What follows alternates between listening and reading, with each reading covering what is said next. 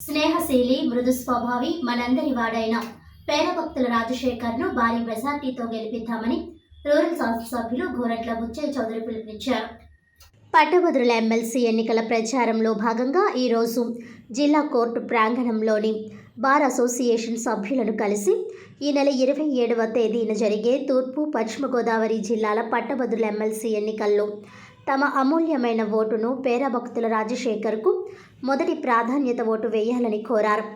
ఆ సందర్భంగా ఎమ్మెల్యే గోరంట్ల మాట్లాడుతూ రాష్ట్రాన్ని అభివృద్ధి పదంలో నడిపించేందుకు శాసన మండలిలో కూడా మనకు బలం ఉండాలని, విద్యావేత్త రాజశేఖర్ను శాసన మండలికి పంపించేందుకు మనమందరం సన్నద్ధం కావాలని, తెలుగుదేశం, జనసేన, బీజేపీ బలపరిచిన కూటమి అభ్యర్థి పేరాభక్తుల రాజశేఖర్కు ఓటు వేసేందుకు పట్టభద్రులు సానుకూలంగా ఉన్నారని, గత ప్రభుత్వం న్యాయ వ్యవస్థల్ని కూడా తప్పుదారి పట్టించిందని, న్యాయ వ్యవస్థలో అనేక మార్పులు రావాల్సిన అవసరం ఉందని తెలిపారు.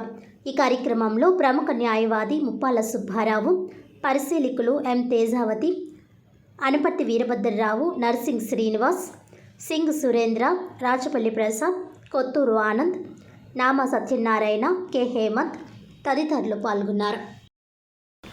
ఈ రోజున తూర్పు పశ్చిమ గోదావరి జిల్లాలో జరుగుతున్న గ్రాడ్యుయేట్ ఎమ్మెల్సీ ఎన్నికల సందర్భంగా బార్ అసోసియేషన్లో పెద్దలందరినీ కలవడం జరిగింది. న్యాయవాద వృత్తిలో నిష్ణాతులైన న్యాయమూర్తులు, న్యాయవాదులందరినీ కూడా కలిసి వారి మద్దతు కోరడం జరగడం కోసం ఇక్కడికి వచ్చాం. చాలా సానుకూలంగా ఉంది. ఒక విద్యావేత్త రాష్ట్రంలో ప్రగతి పందాల్లో ప్రభుత్వం ముందుకు సాగడం కోసం, అడ్డంకులు లేకుండా ఉండటం కోసం పేరాభక్తుల రాజశేఖర్ గారిని ఉమ్మడి అభ్యర్థిగా తెలుగుదేశం, జనసేన, బీజేపీలో ఉమ్మడి అభ్యర్థిగా ఎన్డీఏ కూటమి అభ్యర్థులుగా పెట్టడం జరిగింది.